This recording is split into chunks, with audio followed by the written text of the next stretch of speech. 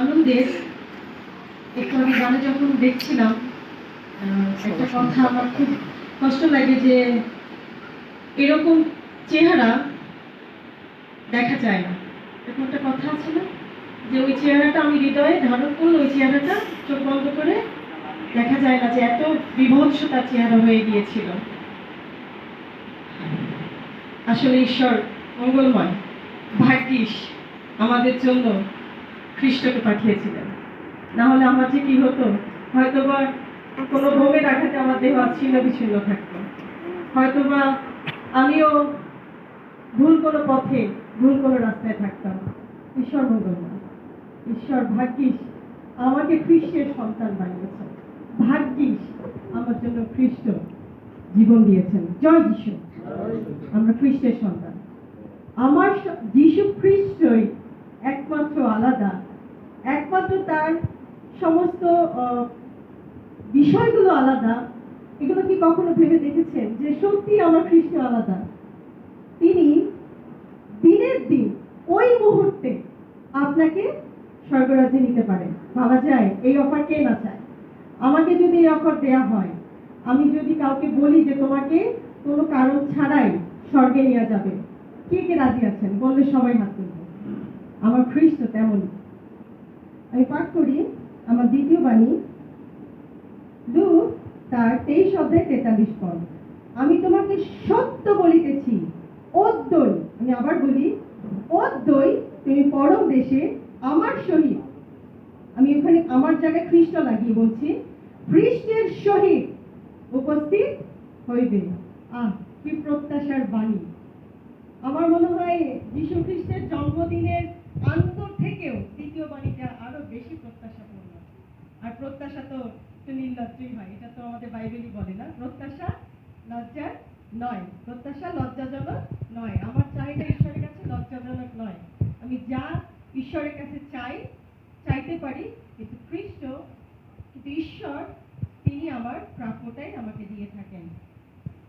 আমি এখানে দুটো দোষ ঘটনা আপনারা সবাই জানেন। দুটি দস্যু, একজন বলেছে তুমি যদি খ্রিস্ট হও, নামো, তুমিও বাঁচো আমিও বাঁচি, সেই আমার মতোই, কি তাই না? আমাদের মতোই না?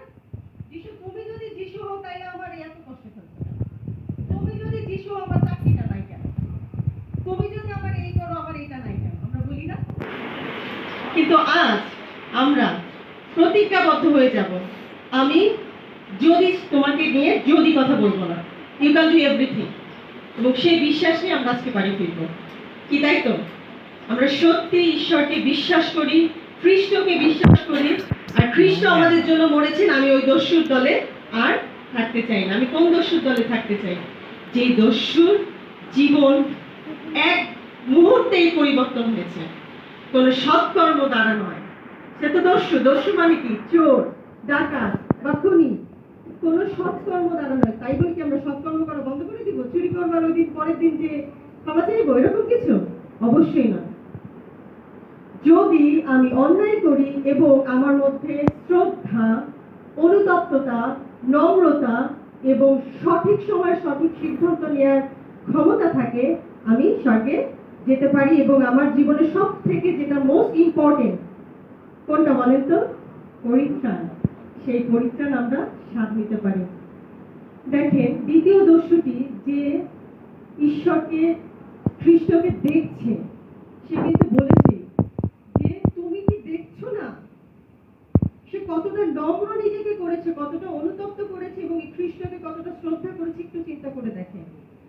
ভগ্ন চিত্ত অন্তঃকরণ ছাড়া ঈশ্বরের কাছে আসলে ঈশ্বর একটু মুখ ঘুরিয়ে থাকেন, একেবারে না, একটু মুখ ঘুরিয়ে থাকেন। খ্রিস্ট চান যেন সত্যি তার সমস্ত সন্তানেরা আমরা সবাই মিলে একসাথে স্বর্গে ঈশ্বরের গৌরব করি। আর তার জন্য তিনি একটা সুন্দর পথ তৈরি করে গেলেন। ক্ষমা চাও, অনুতপ্ত হও, তোমার জন্য পথ খোলা, তুমি আজকে আমার সাথে যেতে পারবা। এই আজ কিন্তু আজকেও, সেই 2024 বছর আগের না, আজকেও, আজকে এখন আপনি মন পরিবর্তন করেন, খ্রিস্ট আপনাকে স্বর্গে নিয়ে যাবে। আমার আত্মা স্বর্গে ধাবিত হবে। চিন্তা করেছেন এত বড় গিফট কেউ আপনাকে দিবে? কখনো সম্ভব? আমি আমার খ্রিস্ট ধর্মকে নিয়ে অহংকার করতে চাই না, কিন্তু আমার খ্রিস্ট যে আলাদা, তিনি তা প্রমাণ করিয়ে দিলেন যে অদ্বৈ তুমি আমার সঙ্গে পরম দেশে উপস্থিত হইবে। এবং এটা দ্বারা তিনি আরো প্রমাণ করে দিলেন এইটাই, খ্রিস্ট ব্যতীত কারো মাধ্যমে স্বর্গের রাজ্যে প্রবেশে চাবি নাই। এখন আপনি কি যাবেন? এই দরজাতে ঢুকতে গেলে চাবি আছে শুধুমাত্র একজনের কাছে, তাকে বাদ দিয়ে আর 10 জনের কাছে ঘুরবেন? অবশ্যই যার কাছে চাবি আছে তার কাছে। আমি পথ সত্য জীবন, আমা দিয়া না গেলে কেহ ঈশ্বরের রাজ্য যাইতে পারে না। সে ওই মুহূর্তে দ্বিতীয় দস্যু সেটা বুঝলো। আর আমার মতো এত দস্যু, আপনাদের মতো আমাদের মতো এই দস্যুরা বুঝতে পারছি না। আমরা তো চুরি করি না, আমার জন্য তো ক্রুশ আমাকে বিচারে নেওয়া হয় নাই, তাহলে আমার মন কেন পরিবর্তন হচ্ছে না? আমার মধ্যে নম্রতা ঈশ্বর দেখেন নাই, আমার মধ্যে নম্রতা দেখেন নাই। নম্রতা মানে আমি তো গির্জায় যাই কিন্তু পালকবাবু তো যায় না, এটা নম্রতা? এটা নম্রতা নয়। নম্রতা মানে বাধ্যতা। খ্রিস্ট যাহা লিখেছেন, আমাদের সমস্ত কিছু দেওয়ার জন্য সুন্দর একটা বই আছে, আমরা একটু পড়লেই সমস্ত সমাধান পেয়ে যাই। আসলে আমি অনেকগুলো বাইবেল পদ এখানে লিখে এনেছিলাম, সেগুলো বাদ দেই, কিন্তু আমি শুধু কিছু গুণের কথা আপনাকে বলতে চাই যেটা আপনারা ধারণ করলে আমি বিশ্বাস করি, এবং আমি নিজেও আজকে থেকে প্রতিজ্ঞাবদ্ধ হতে চাই, আমি নিজেকে নম্র, অনুতপ্ত এবং সঠিক সময়ে সঠিক সিদ্ধান্ত গ্রহণকারী হতে চাই। বলুন আমেন। আমার সাথে একটু দয়া করে সবাই বলবেন, আমি নম্র, অনুতপ্ত এবং সঠিক সময়ে সঠিক সিদ্ধান্তকারী হতে চাই।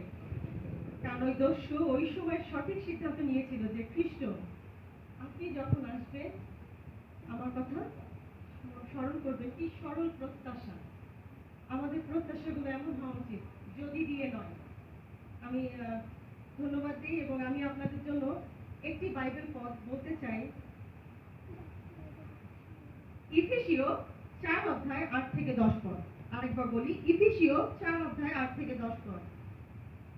এখন বিশ্বাসীর মৃত্যুর পরে আত্মা সোজা স্বর্গে চলে যায়, আমাদের জন্য এটা অত্যন্ত সুখবর।